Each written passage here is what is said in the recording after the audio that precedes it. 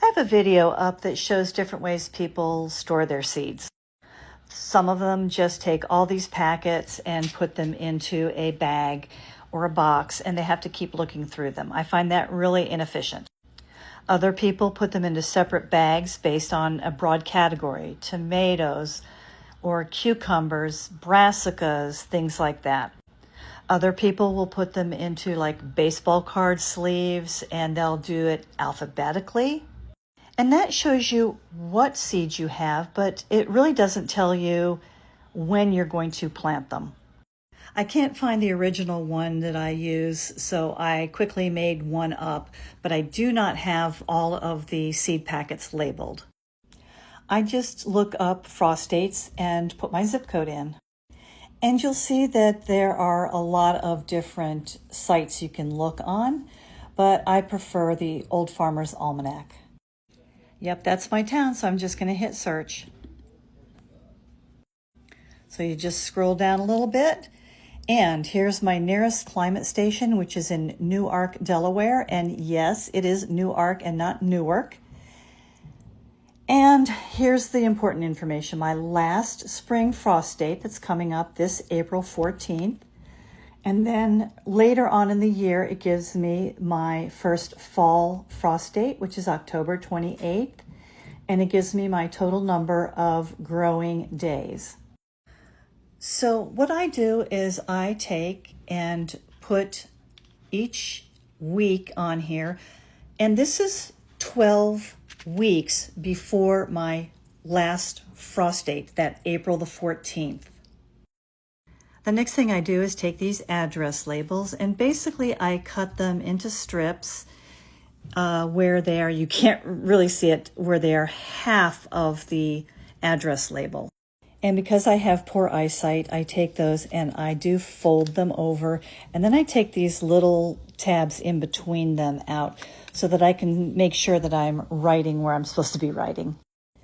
And either reading the information from the back of the seed packet or from a seed starting chart that I have, I will write down when I can start these indoors, which is -12 to -10.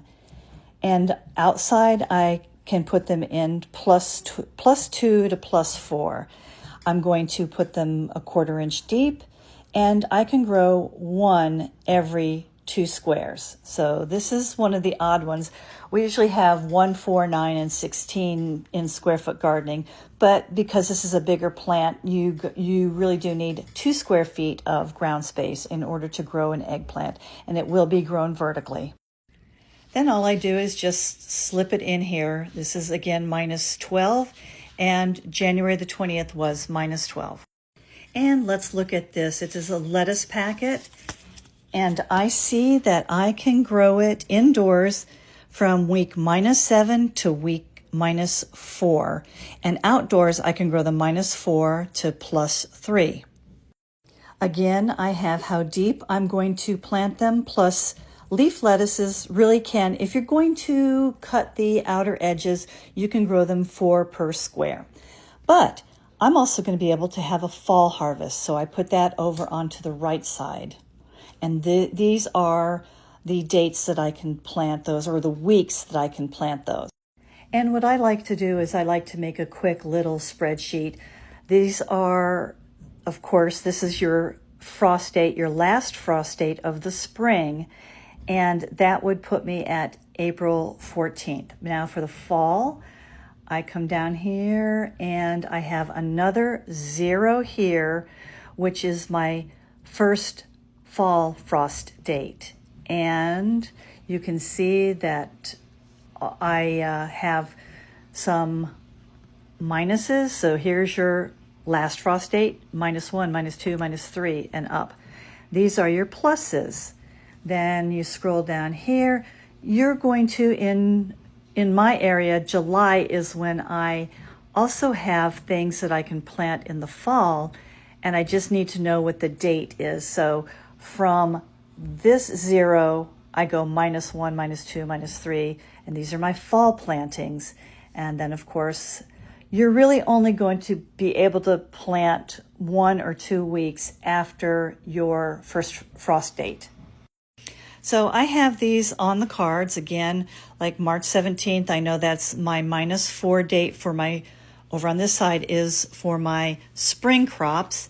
And then I'm going to hit that July 7th in my area, which is 7A, but your personal zip code might be different than mine. And that's when I have July 7th would be +12 for the spring crops, but it would also be -16 for the fall crops. Let's take a look at that lettuce again. And it says I can go all the way from -7 to -4. Let's say we eat a lot of lettuce in our family, and I want to grow, you can see I can do 4 per square. Let's say I want to grow 4 leaf lettuces in a square, and the next week I want to grow 4 more. So I'm going to take the seed packet and then put it to the -6.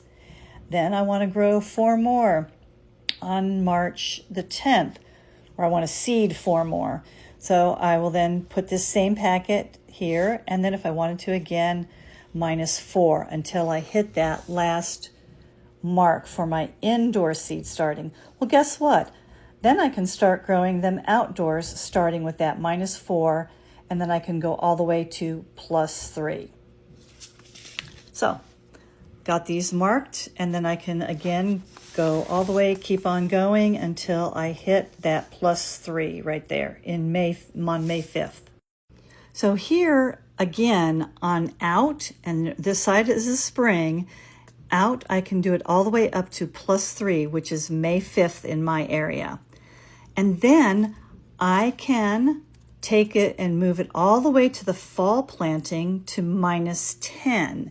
And here we can see that -10, I'm going to be able to grow them again indoors starting on August the 10th or August the 18th and go all the way to -6.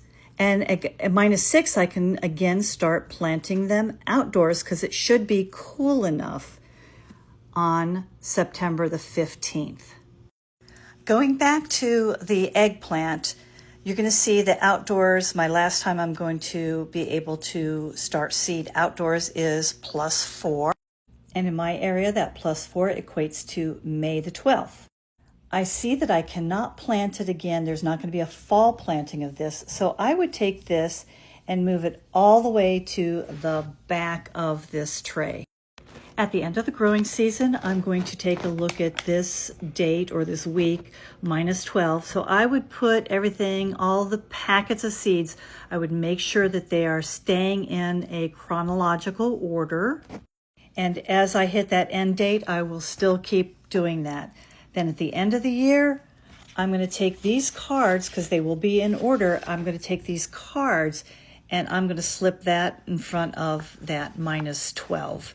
And that way they're going to stay in order for next year. The good news is most seeds, if stored properly, will last a minimum of 5 years. So I will take this entire tray with the seeds and everything in it and the silica packets, and I will put it into a bread wrapper, basically. I will take out as much air as possible and then use a twist tie to close the bag. And I will take this whole tray and put it right into the refrigerator. And come January 27th of next year, I'll be able to pull this back out and be ready to plant.